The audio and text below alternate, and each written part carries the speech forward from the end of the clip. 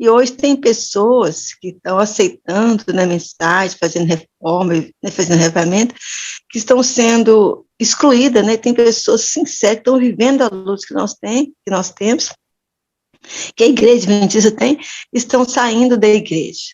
Então, eu queria que ele esclarecesse, assim, eu mesmo, né, nós aqui na igreja que eu frequento, nós tomamos a decisão de ler o Grande Conflito das quarta-feiras, às vezes ter mensagem, porque a gente tem dificuldade de arrumar pregador para as quarta-feiras, então nós decidimos, reunimos a igreja e tomamos a decisão de ler o Grande Conflito. Só que como a gente não tinha o Grande Conflito da Casa Publicadora, nós tivemos acesso mais fácil à grande controvérsia, no livro produzido pelo IAG, então nós compramos arte livre, distribuímos com a igreja, com os irmãos e passamos a ler. Estava quase terminando, porque um pastor que estava não importou, né? Achou que não tinha nada a ver. Aí chegou um outro pastor, né, que está só com 2 meses que ele veio aqui para o nosso distrito, ele chegou e proibiu, dizendo que o livro A Grande Controvérsia é livro de dissidente, né? A gente conversou muito com ele, a gente conhece a mensagem, né? Eu até falei para ele, pastor, não sou um dissidente, pessoal, eu tenho 5 anos que eu acompanho, já participei de congresso dele. Ele olhou para mim e falou para mim, sua irmã, no outro distrito que eu trabalhei, eu tive a desventura de excluir pessoas de cabelinhos brancos como a senhora, porque não arredou o pé de seguir esse grupo dissidente. Então, assim, aí nós pegamos, né, a diretora, né, o ancião aqui da igreja, então decidiu trocar. Disse, então, pastor, tudo bem, a gente vai ler, então, o Grande Conflito que a igreja distribuiu. Então, tivemos que rejeitar o livro A Grande Controvérsia e estamos terminando a leitura no livro da igreja. Então, eu fiquei uma dúvida seguinte, na mensagem final, no Alto Clamor, as pessoas que vão dar o Alto Clamor, que estão abraçando, vivendo as reformas que precisam ser feitas, alguns estão sendo já excluídos da igreja, cortado o rol de membro. Eu queria que você explicasse como, né, o pastor comentou aí, que quem vai sair, né, eu sempre ouço falar, quem vai sair são os dissidentes, os que estão, né, rebelando contra a igreja, estão rejeitando, né, então eu queria que você explicasse melhor nesse sentido, porque o que a gente vê hoje, as pessoas que estão vivendo integralmente a mensagem, a verdade presente, estão sendo excluídas da igreja, muitos estão sendo perseguidos dentro da igreja. Eu queria que você explicasse um pouquinho sobre isso, eu fiquei com um pouco de dúvida, porque eu ouço muitas pessoas que estão rejeitando a mensagem, a verdade presente, estão falando isso, tá vendo? Estão sendo excluídos porque é dissidente. E são pessoas que estão vivendo a verdade. Então, eu tenho essa dúvida, eu queria que você explicasse um pouco aí. Olha, irmã, em primeiro lugar, eu quero lhe agradecer muito, mas mesmo muito, por ter colocado essa questão. Porque certamente a sua questão é uma questão que estará na mente de muitas outras pessoas, e não apenas uma questão que está na mente das pessoas, mas uma questão que preocupa e que às vezes até inquieta e angustia, porque parece que as coisas não se encaixam umas nas outras. Pois bem, até se encaixam, e vamos lá ver. Permitam-me, irmãos, partilhar um texto convosco que está no Evangelho de João, no capítulo 16, ok? Evangelho de João, capítulo 16, e vamos ler os versículos 1 a 3, ok? Eu gostaria que pudessem acompanhar-me na leitura nas vossas próprias Bíblias. Estes textos são muito, muito, muito, muito importantes. E eu quero desde já dizer que estas palavras que Jesus proferiu não se aplicaram apenas aos discípulos que Jesus teve lá no passado, quando ele esteve nesta terra. Não, estas palavras aplicam-se a todos os discípulos de todas as épocas. A palavra de Deus é uma palavra universal, que abarca todo o tempo, não é? Então Jesus disse o seguinte, João capítulo 16, a partir do versículo 1 e até o versículo 3. Tenho-vos dito estas coisas para que não vos escandalizeis. O que é que quer dizer não escandalizeis? Não fiqueis apanhados por algum escândalo. O que é um escândalo? É uma coisa que incomoda, não é? Que perturba, ok? E agora reparem, versículo 2. Eles vos expulsarão das sinagogas, mas vem a hora em que todo o que vos matar julgará com isso tributar culto a Deus. o que é que o Senhor aqui predisse que aconteceria aos seus verdadeiros discípulos? Eles seriam objeto de expulsão das sinagogas, ou seja, seriam expulsos das suas igrejas, e eu faço a pergunta cuja resposta é mais do que óbvia.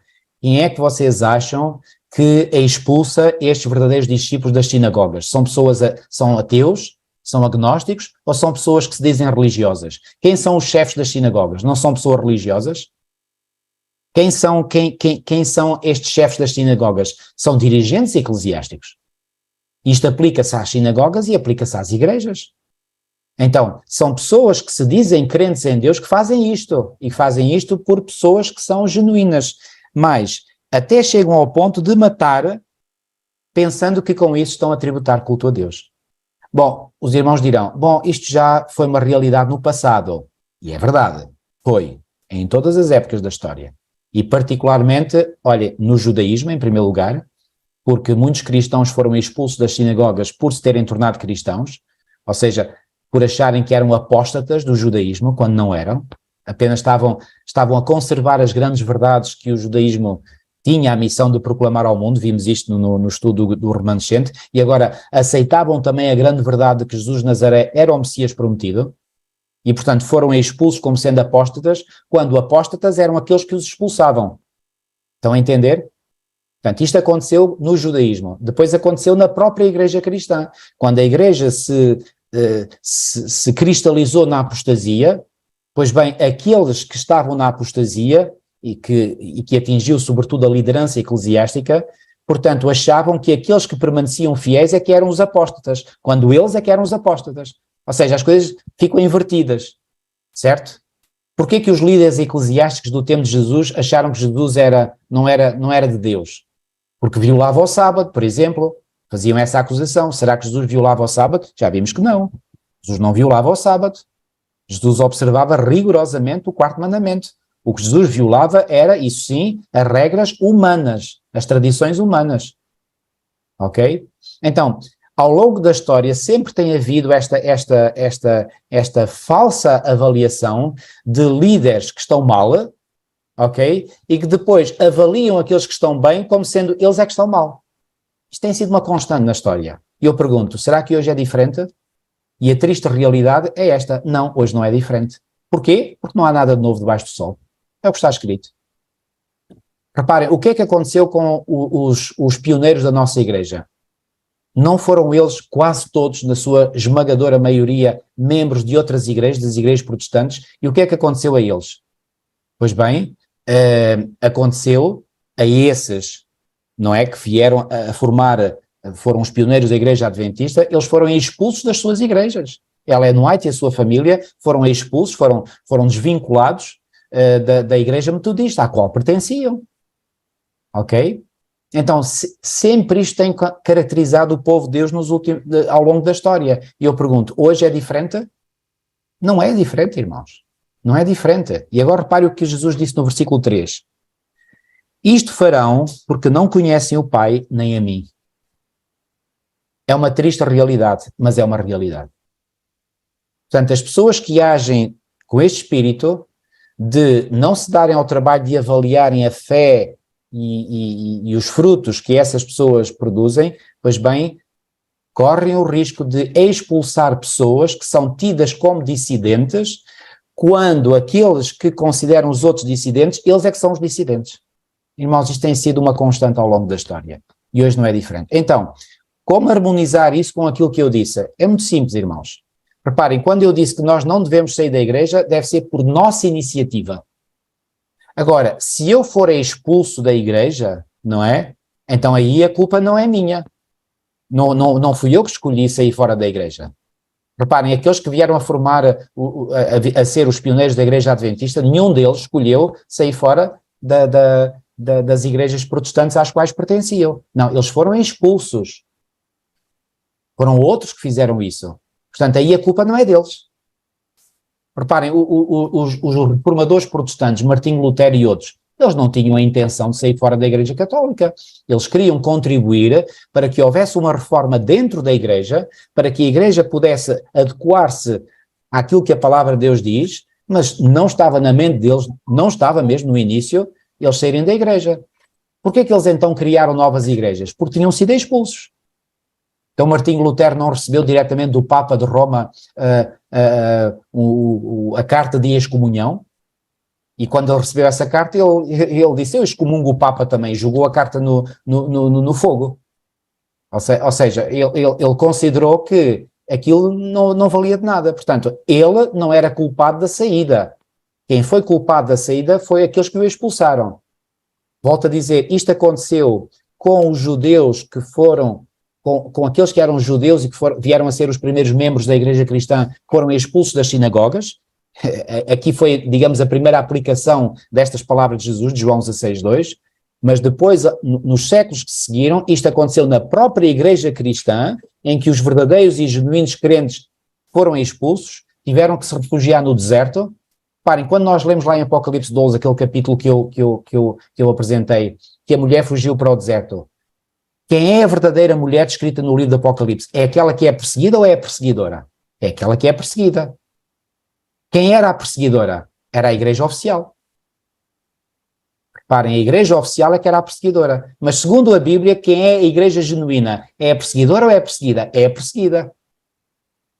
Então, irmãos, aqueles que têm sido perseguidos, muitas vezes, ou quase sempre, aliás, Jesus disse isso no Sermão da Montanha, Mateus 5, 11 e 12, mentindo e vos injuriar e mentindo disserem todo o mal contra vós. Ou seja, não são capazes de fazer acusações verdadeiras. Não, para fazerem acusações têm que recorrer à mentira. E eu pergunto, quem é o pai da mentira? Então essas pessoas provam ser o quê? Provam ser filhos do diabo. Irmãos, isto é duro de dizer, mas é a realidade.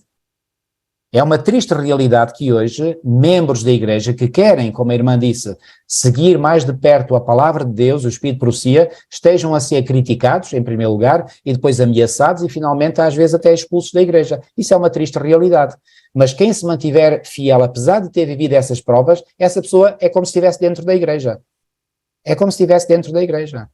Ok? Portanto, eu lamento dizer, mas esse pastor que criticou os membros que estavam a seguir um livro cujo conteúdo é exatamente idêntico ao livro da edição oficial, repare, eu não tenho palavras para classificar uma pessoa dessas, mas, quer dizer, ou é ignorante, ou então é parvo e estúpido. Eu peço desculpa, mas eu não consigo ter outras palavras, quer dizer, para mim é absolutamente inconcebível que se faça uma coisa dessas, quer dizer, e eu acho que verdadeiramente aquilo que motiva um pastor, um líder da igreja a criticar membros que se reúnem para estudar o livro Grande Conflito, deve ter um ódio por esse livro.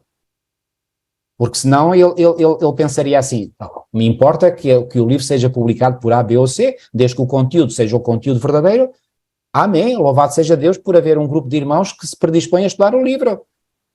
Ou seja, não só ele deveria ficar contente, como deveria animar e encorajar os irmãos a fazerem isso, não estar a criticar. Isso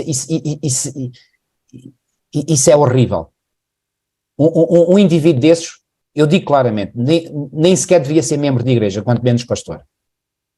Desculpem eu ser assim tão duro, mas deixem-me só partilhar aqui um outro texto do apóstolo Paulo, que está em Filipenses no capítulo 1, e eu creio que este texto fala por si e arruma qualquer questão. Reparem, Paulo está aqui a falar de alguns, eu vou ler, portanto, Filipenses capítulo 1, versículos 15 a 18. Se os irmãos me quiserem acompanhar na leitura, eu agradeço. Diz assim, Filipenses capítulo 1, versículos 15 a 18. Alguns efetivamente proclamam a Cristo por inveja e porfia. Ou seja, Paulo tinha consciência, certamente que era o Espírito Santo que iluminava a mente dele para saber que havia alguns que estavam a proclamar a Cristo por inveja e porfia. Outros, porém, o fazem de boa vontade. Ou seja, o que é que Paulo está no fundo a dizer neste versículo 15? Que aqueles que proclamam a Cristo, ou seja, proclamam a mensagem do Evangelho, têm uma de duas motivações por detrás. Uma motivação é a motivação boa, a motivação positiva. Mas outros envolvem-se também na proclamação do Evangelho, mas com uma má motivação por detrás. Como é que nós podemos saber? Não sabemos. Só Deus conhece os corações, então nós não podemos saber. Eu creio que aqui Paulo sabia isto e escreveu isto porque foi inspirado por Deus, só assim, não é? Agora repara o que é que ele diz a partir deste versículo 15, versículo 16. Estes por amor, estes que fazem boa vontade por amor, sabendo que estou incumbido da defesa do Evangelho. Aqueles, ou seja, aqueles que pregam o Evangelho movidos por má motivação, contudo pregam a Cristo por discórdia, insinceramente, julgando suscitar tribulação às minhas cadeias. E agora reparem na magnífica conclusão a que Paulo chega no versículo 18. Todavia, que importa? Uma vez que Cristo, de qualquer modo, está sendo pregado, quer por pretexto, quer por verdade, também com isto me regozijo, sim, sempre me regozijarei. Qual era a atitude do apóstolo Paulo? Olha, eu não estou preocupado o que é que motiva uns a pregar o Evangelho de uma maneira ou pregar de outra. O que importa é que Cristo está a ser pregado de uma maneira ou de outra. Esta deve ser a atitude de um verdadeiro líder da igreja. Nós não temos a capacidade de ler o que vai no coração de cada um, saber quais são os motivos. E eu já disse isto várias vezes, o que me importa é que o livro A Grande Conflito seja publicado pela Igreja Oficial, seja publicado pelo Ministério ABC, seja o nome que tiver. Desde que a verdade esteja a ser proclamada, o que me importa? Com isso eu me regozijo e sempre me regozijarei. Mas só a Igreja Adventista tem o direito de publicar os livros. Não, não é verdade, porque legalmente falando, os livros de Ellen White, de qualquer autor, a partir de 70 anos ou 80, já não me recordo, qualquer pessoa pode publicar aquele livro. Portanto, não é nenhuma ilegalidade. Mas isso não é ético. Bom, não é ético, mas já há tanta coisa que não é ética e se faz. E, portanto, irmãos, ou seja, nós devemos manter a nossa fé firme em Deus e na sua palavra. Se corrermos o risco, ou se viermos mesmo a viver a realidade de nos expulsarem, não fomos nós que saímos da igreja. E reparem, alguém pode ser até desvinculado da igreja, quem é que o pode impedir de continuar a assistir à igreja? Ninguém. Estão a ver? Portanto, aquilo que está no meu coração e a forma como eu adoro a Deus, isso é que determina se eu sou joio ou sou trigo. Não é aquilo que possam fazer por mim.